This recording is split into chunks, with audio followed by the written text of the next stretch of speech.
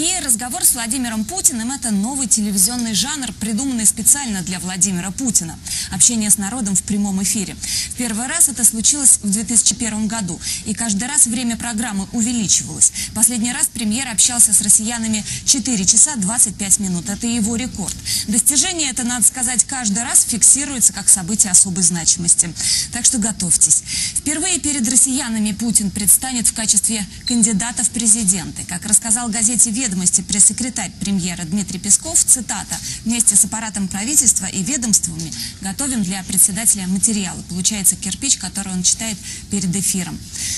На время прямой трансляции общения Владимира Путина с россиянами «Дождь» меняет свою эфирную сетку. Мы будем в режиме реального времени обсуждать сказанное премьер-министром, в том числе и с неожиданными экспертами. Некоторые наши традиционные рубрики выйдут в новом виде.